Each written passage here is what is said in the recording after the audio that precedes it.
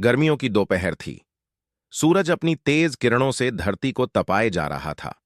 गांव के लोग अपने अपने घरों में आराम कर रहे थे, लेकिन 12 साल का राहुल अपने दादाजी के पास बैठा हुआ था, उनसे कोई पुरानी कहानी सुनने के लिए उत्सुक। दादाजी, क्या हमारे गांव में कभी कोई रहस्यमयी घटना हुई है? राहुल ने जिज्ञासा से पूछा।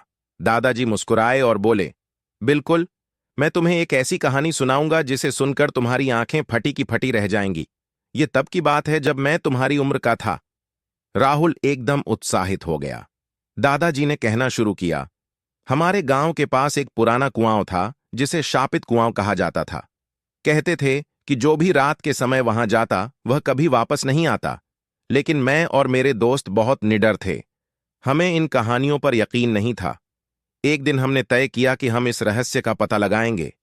राहुल की आंखें चमक उठीं। फिर क्या हुआ दादाजी? दादाजी ने आगे बताया। रात का समय था। चांदनी फैली हुई थी। मैं और मेरे दो दोस्त धीरे धीरे कुएं की ओर बढ़े। चारों ओर सन्नाटा था, सिर्फ झींगुरों की आवाज आ रही थी। जैसे ही हम कुएं के पास पहुंचे, हमें हल्की हल्की सरसराहट सुनाई दी। हम सहम गए। अचानक एक अजीब सी छाया कुएं के पास दिखाई दी। राहुल ने घबराकर पूछा, फिर आप लोग क्या किए? हमारी हिम्मत जवाब देने लगी, लेकिन तभी मेरे दोस्त रमेश ने हिम्मत जुटाकर कुएं के अंदर झांका। उसने देखा कि अंदर कुछ हलचल हो रही थी।